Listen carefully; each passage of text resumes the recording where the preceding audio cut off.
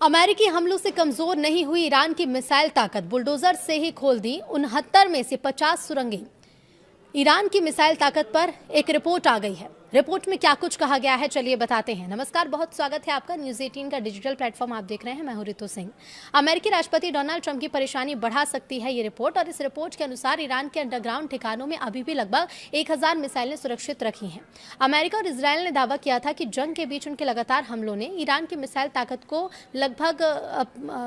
Missile ताकत को लेकर एक बड़ा डर भी पैदा किया है और एक दबाव भी बनाया है। लेकिन अब एक रिपोर्ट के सामने आने के बाद नई सैटेलाइट तस्वीरें सामने आई हैं जो एक अलग ही कहानी बता रही हैं।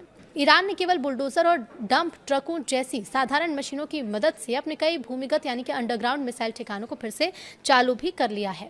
अब विशेषज्ञों का ये कहना है कि सिर्फ सुरंगों के मुहाने उड़ाकर ईरान की मिसाइल क्षमता खत्म नहीं की जा सकती। अगर युद्ध दोबारा शुरू होता है तो ईरान के पास अब भी इतने मिसाइल मौजूद हैं कि वो लंबे समय तक हमले जारी रख सकता है। तो चलिए बताते हैं कि इस रिपोर्ट में दावे क्या क्या किए गए हैं। तो देखिए, इस रिपोर्ट के मुताबिक विशेषज्ञों का ये कहना है कि ईरान जल्द ही इजरायल और मिडिल ईस्ट के दूसरे देशों पर पहले से कहीं ज़्यादा लंबी दूरी की मिसाइलें दागने की स्थिति में पहुंच रहा है। इसकी वजह यह है कि उसने तेज़ी से अपने दबे हुए मिसाइल भंडारों को फिर से निकालना शुरू कर दिया। दरअसल कई हफ्तों तक अमेरिका और इसराइल के हमलों ने ईरान के अंडरग्राउंड मिसाइल ठिकानों तक पहुँच को सीमित कर दिया था।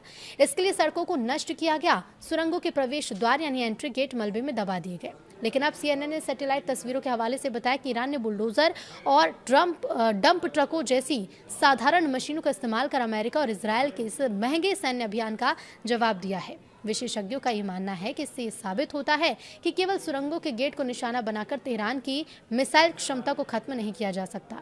अगर दुश्मनी दोबारा शुरू होती है तो ईरान के पास मिसाइल दागते रहने की क्षमता बनी रहेगी। इस रिपोर्ट के मुताबिक विशेषज्ञों का मानना है कि जब तक ईरान के पास लॉन्चर और उन्हें चलाने वाली टीमें हैं, तब तक वो मिसाइलें दागता नहीं रह सकता है, भले ही नई मिसाइलों का उत्पादन रुक जाए। ईरान के पास अभी भी बड़ी संख्या में मिसाइलों का भंडार है, उन्हें लॉन्चर्स पर लगाने से कोई नहीं रोक सकता। दरअसल युद्ध के दौरान ईरान ने भारी खतरे के बीच सुरंगों के एंट्री गेट को दोबारा खोदने का काम किया। अमेरिका और इसराइल अक्सर खुदाई में इस्तेमाल होने वाले उपकरणों को निशाना भी बनाते थे।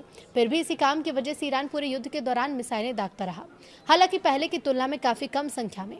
लेकिन अब सीजफायर हुए 7 सप्ताह से ज्यादा का समय बीत चुका और इस दौरान ईरान ने अपने ठिकानों की खुदाई और मरम्मत का काम काफी तेज भी कर दिया है। इधर मिसाइल ठिकानों के 69 सुरंग प्रवेश द्वारों को निशाना भी बनाया गया था। जांच में पाया गया कि इनमें से 50 को ईरान अब फिर से खोल चुका है। ईरान ने ठिकानों के दूसरे हिस्सों की मरम्मत भी की है, जिसमें वो सड़कें भी शामिल हैं जिन्हें अमेरिका और इसराइल ने इसलिए बमबारी करके खराब कर दिया था ताकि मिसाइल लॉन्चर उनका इस्तेमाल ना कर सकें। सैटेलाइट तस्वीरों में दिख रहा है कि इन बम गड्ढों में से लगभग सभी अब भर दिए गए हैं। 2 जगहों पर तो सड़कों पर दोबारा पक्की परत भी बिछा दी गई है। विशेषज्ञों का ये मानना है कि ईरान के भूमिगत ठिकानों में अभी भी लगभग 1000 मिसाइलें सुरक्षित ही रखी हुई हैं।